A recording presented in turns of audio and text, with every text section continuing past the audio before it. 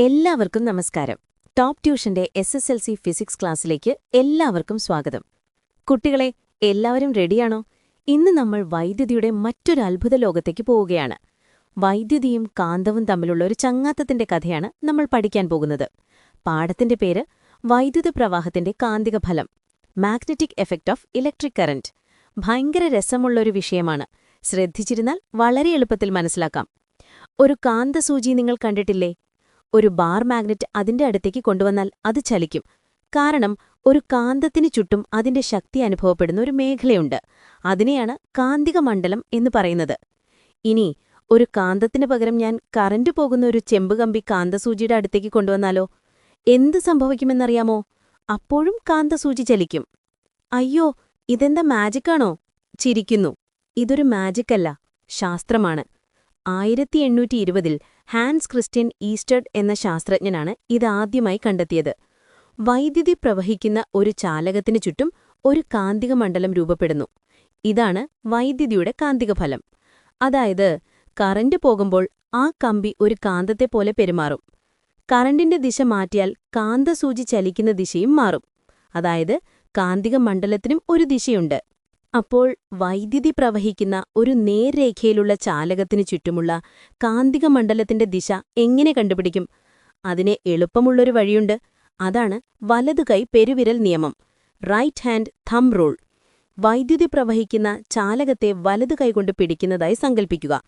പെരുവിരൽ വൈദ്യുതിയുടെ ദിശയിലാണെങ്കിൽ ചാലകത്തിനു ചുറ്റും മറ്റു വിരലുകൾ വളയുന്ന ദിശയിലായിരിക്കും കാന്തിക മണ്ഡലത്തിന്റെ ദിശ. കാന്തിക മണ്ഡലം ആ ചാലകത്തിനു ചുറ്റും ഒരേ കേന്ദ്രമുള്ള വലയങ്ങൾ അഥവാ കോൺസെൻട്രിക് സർക്കിൾസ് പോലെയായിരിക്കും. ഇനി ഈ നേരായ കമ്പിയെ വളച്ച് ഒരു വലയം അഥവാ സർക്കുലർ ലൂപ്പാക്കിയാലോ? അപ്പോഴും അതിനു ചുറ്റും കാന്തിക മണ്ഡലം ഉണ്ടാവും. വലയത്തിന്റെ കേന്ദ്രഭാഗത്ത് കാന്തിക മണ്ഡലം ആ വലയത്തിന് ലംബമായിരിക്കും.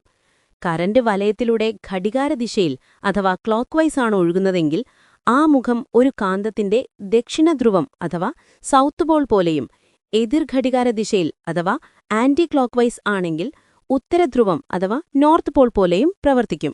ഇനി ഇതുപോലുള്ള ഒരുപാട് വലയങ്ങൾ ഒന്നിനു പുറകെ ഒന്നായി ഒരു സ്പ്രിങ് പോലെ ചുറ്റിവെച്ചാൽ എന്ത് സംഭവിക്കും? ആ സംവിധാനത്തെയാണ് നമ്മൾ സോളിനോയിഡ് എന്ന് പറയുന്നത്. ഒരു സോളിനോയിഡിലൂടെ വൈദ്യുതി കടന്നുപോകുമ്പോൾ അതൊരു സാധാരണ ബാർ മാഗ്നറ്റിനെ പോലെ പ്രവർത്തിക്കും. അതിനും ഒരു ഉത്തരധ്രുവവും ദക്ഷിണധ്രുവവും ഉണ്ടാകും. സോളിനോയിഡിന്റെ ഉള്ളിൽ കാന്തിക മണ്ഡലം വളരെ ശക്തവും ഏകരൂപവും അഥവാ യൂണിഫോമുമായിരിക്കും. ഒരു സോളിനോയിഡിന്റെ താന്തിക ശക്തി എങ്ങനെ കൂട്ടാം? 3 വഴികളുണ്ട്. 1. ചുറ്റുകളുടെ എണ്ണം വർദ്ധിപ്പിക്കുക. 2. വൈദ്യുത പ്രവാഹത്തിന്റെ തീവ്രത കൂട്ടുക.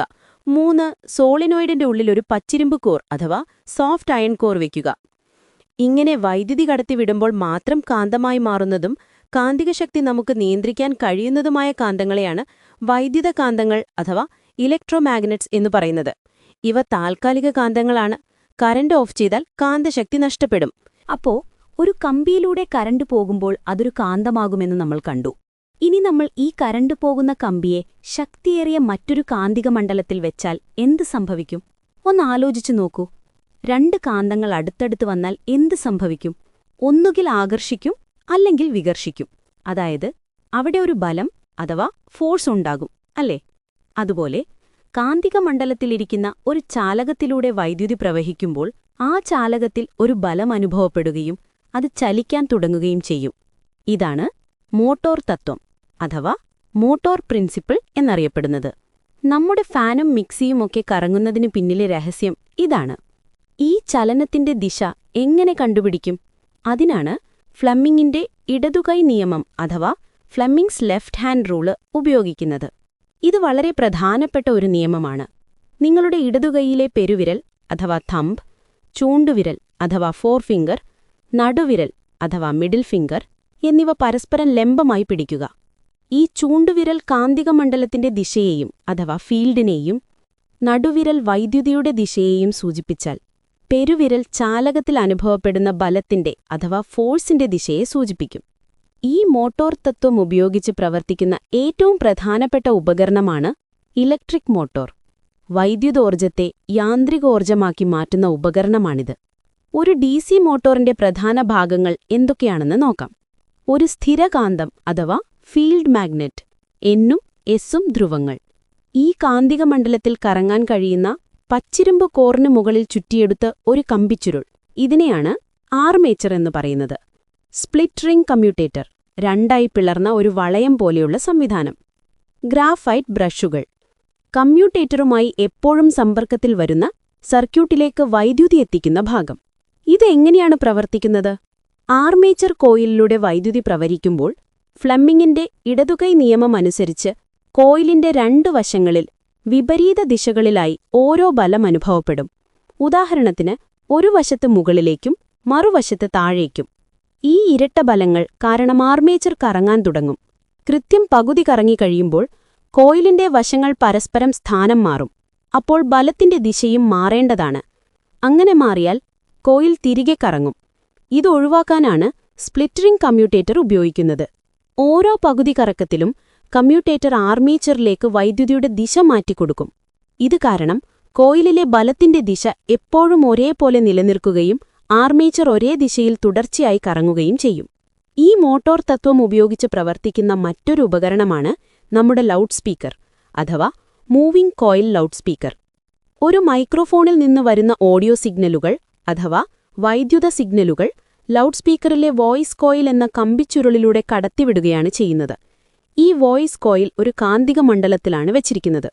അപ്പോൾ മോട്ടോർ തത്വം അനുസരിച്ച് ആ കോയിലിലൊരു ബലം അനുഭവപ്പെടുകയും അത് മുന്നോട്ടും പിന്നോട്ടും വളരെ വേഗത്തിൽ കമ്പനം ചെയ്യാൻ തുടങ്ങുകയും ചെയ്യും. ഈ കോയിലുമായി ഘടിപ്പിച്ചിരിക്കുന്ന ഡയഫ്രം എന്ന പേപ്പർ കോണും അതോടൊപ്പം കമ്പനം ചെയ്യും. ഈ കമ്പനമാണ് വായുവിൽ മർദ്ദവ്യത്യാസങ്ങളുണ്ടാക്കി ശബ്ദതരംഗങ്ങളായി പുറത്തുവരുന്നത്. അങ്ങനെ വൈദ്യുതോർജ്ജം ശബ്ദോർജ്ജമായി മാറുന്നു. അപ്പോൾ വൈദ്യുതിയും കാന്തവും തമ്മിലുള്ള ഈ കൂട്ടുകെട്ട് എത്രമാത്രം ശക്തമാണെന്ന് മനസ്സിലായില്ലേ? നമ്മുടെ ദൈനംദിന ജീവിതത്തിൽ ഒഴിച്ചുകൂടാനാവാത്ത എത്രയെത്ര ഉപകരണങ്ങളാണ് ഈ തത്വത്തിൽ പ്രവർത്തിക്കുന്നത്. പിന്നെ നമ്മുടെ ഈ ടോപ്പ് ട്യൂഷൻ സെന്ററിൽ ചെറിയ ബാച്ച് സൈസിലാണ് ഹൈസ്കൂൾ ക്ലാസുകൾ ഉള്ളത്. അപ്പോൾ നല്ല മാർക്ക് വേണമെന്നുണ്ടോ? എങ്കിൽ എത്രയും പെട്ടെന്ന് നമ്മുടെ ഫേസ് ടു ഫേസ് ക്ലാസ്സിൽ ജോയിൻ ചെയ്യുകയോ അല്ലെങ്കിൽ യൂട്യൂബ് ക്ലാസ്സസ് ഉപയോഗിക്കുകയോ ചെയ്യുക. പാലക്കാട് നിവാസികളെ ടോപ്പ് ട്യൂഷന്റെ ഫേസ് ടു ഫേസ് ക്ലാസ്സിലേക്ക് സ്വാഗതം ചെയ്യുന്നു. കൂടുതൽ അറിയുവാൻ 8006066363 എന്ന നമ്പറിലേക്ക് വിളിക്കുക. എല്ലാവരും നന്നായി പഠിക്കണം. അടുത്ത ക്ലാസ്സിൽ കാണാം. Bye bye.